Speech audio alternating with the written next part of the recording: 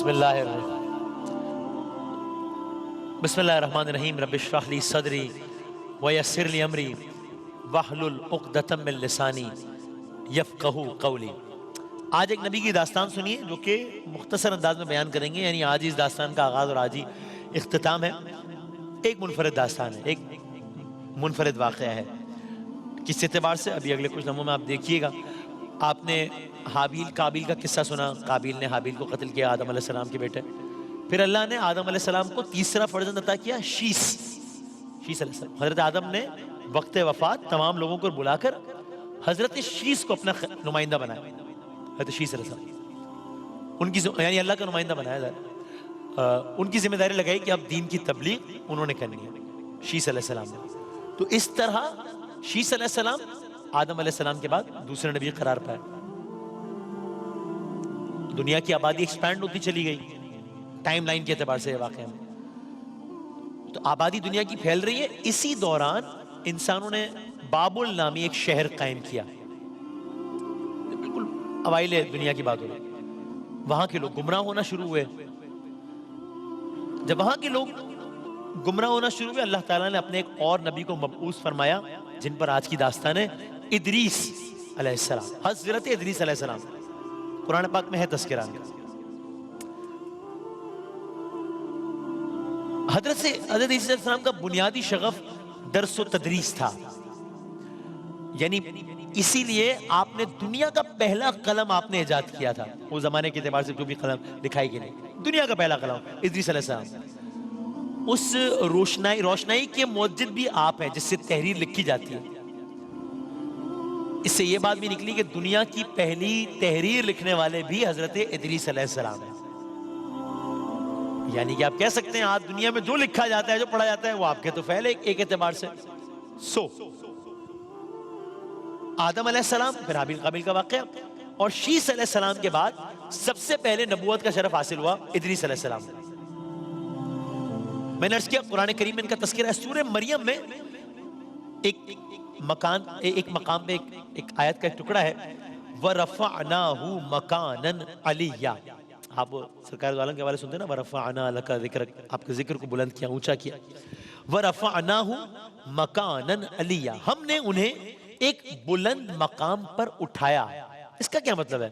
ہم نے ان کو ادریس علیہ السلام کے بارے میں کہا جا رہا ہے ایک اونچی جگہ پر یا ایک بلند مقام پر اٹھا لیا۔ یہ اس واقعے کی بیس ہے۔ اب کیا ہے، داستان آگے بڑھاتے ہیں۔ درس و تدریس سے شغف تھا آپ کا، تو اس کی وجہ سے آپ میں نیکیوں کا بے پناہ جذبہ تھا، بہت جذبہ تھا نیکیوں کا، اللہ کے نبی تھے۔ سو آپ کے دل میں ایک خواہش تھی، وہ کیا کہ کاش میری عمر طویل ہو جائے تو میں اور زیادہ سے زیادہ نیکیاں کر سکوں گا۔ اچھا ظاہر ہے اس دور کی دنیا مختلف دنیا تھی، یہ تم بالکل دنیا کے آغاز کی بات کر رہے ہیں، اللہ جانے کتنے ہزاروں سال پہلے کی، یعنی ہر چیز کا طور طریقہ الگ تھا۔ مثال کے طور پہ حابیل قابیل کے دور میں اللہ تعالیٰ نے قربانی قبول کی، یعنی اس کا ایک طریقہ تھا۔ وہ کیا طریقہ تھا کہ آسمان سے آگ آتی تھی، قربانی جس کی آگ نے بسم کر دی، جس کا وہ اس کی قبول ہو گئی۔ تو اسی طرح اس دور میں ان کی نیکیاں دیکھتے ہوئے ان پر فرشتے ظاہر ہوتے تھے۔ ایک فرشتے کو ان سے خاص قربت حاصل ہو گئی۔ تو بس یہاں سے اب بات آگے بڑھتی۔ ایک دن ادریس علیہ السلام نے اپنے دل کی بات فرشتے سے کہہ ڈالی۔ کیا بات؟ وہ جس کا تذکرہ کیا نا کہ یہ تمنا تھی کہ اگر عمر طویل ہو، زیادہ اللہ کا ذکر کروں، زیادہ درس و تدریس، زیادہ نیکیاں کر سکوں، تو فرشتے سے اس بابت بات ہوئی۔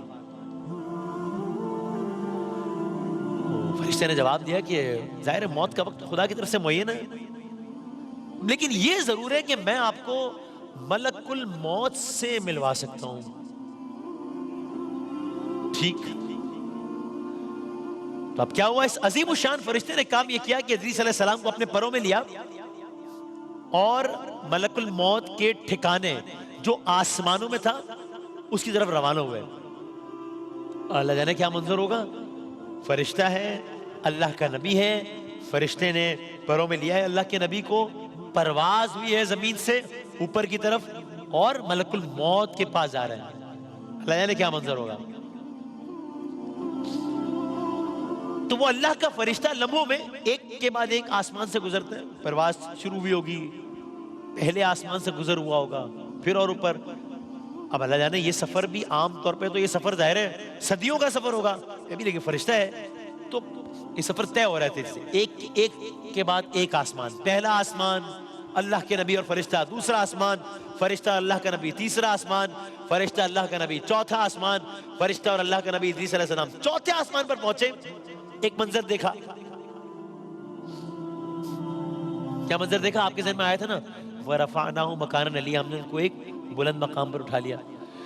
جب چوتھے آسمان پر پہنچے تو کیا دیکھتے ہیں کہ پانچویں آسمان سے خود ملک الموت تشریف لا رہے ہیں. سو ایک طرف یہ فرشتہ ہے, اللہ کے نبی ادریس علیہ السلام ہے, ملنے جا رہے ہیں ملک الموت سے. اب یہ آسمانی دنیا کی بات ہو رہی ہے, ملک الموت تشریف لا رہے ہیں پانچویں آسمان سے چوتھے آسمان سے. تو اب دل میں شاید یہ بات ہے کہ یہ تو معاملہ اور آسان ہو گیا, انہی سے تو بات کرنی, انہی سے ملنے جانا تھا. ملک الموت کو سلام کیا گیا, پوچھا کہاں جا رہے ہو؟ وہ بولے, جواب سنیں, بولے کہ خداوند تعالیٰ نے حکم دیا ہے کہ نبی ادریس علیہ السلام کی روح قبض کروں. نبی ادریس علیہ السلام کی روح قبض کرنے کا حکم دیا ہے باری تعالیٰ نے. چوتھے آسمان پر یہ بات ہو رہی ہے. فرشتے نے حیرت سے کہا, ارے ادریس علیہ السلام تو میرے ساتھ ہے. ملک الموت نے جواب دیا, تمہارے ساتھ یہ کیسے ممکن ہے؟ مجھے خداوند نے تعالیٰ نے حکم دیا تھا کہ ادریس علیہ السلام کی روح قبض کرو اور چوتھے آسمان پر قبض کرنا ان کی روح, چوتھے آسمان پر. اور میں سوچ رہا تھا ادریس علیہ السلام چوتھے آسمان پر کیسے, وہ تو زمین پر رہتے ہیں. تو اب یہ گفتگو شنید یہ ہو رہی ہے کہ وہ یہ کہہ رہے ہیں کہ میرے ساتھ ادریس علیہ السلام ہے, اور یہ کہہ رہے ہیں کہ خداوند باری تعالیٰ نے مجھے حکم دیا تھا چوتھے آسمان پر روح قبض کرنی ہے. اور میں یہ سوچ رہا تھا کہ چوتھے آسمان پر اللہ کے نبی کیسے, وہ تو زمین پر. بس یہ کہنا تھا. ادریس علیہ السلام نے خدا کے حکم کے آگے سر جھکایا, ملک الموت نے ادریس علیہ السلام کی روح قبض کی.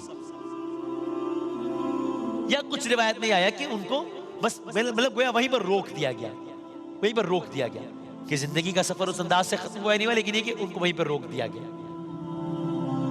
تو یہ اس اعتبار سے واحد انسان یا واحد نبی کہ جن کے ساتھ یہ معاملہ یہ ہوا کہ جو کچھ بھی معاملہ ہوا, روح قبض ہوئی یا روک دیا گیا, جو بھی ہوا, چوتھے آسمان پر اس واقعے نے جنم لیا.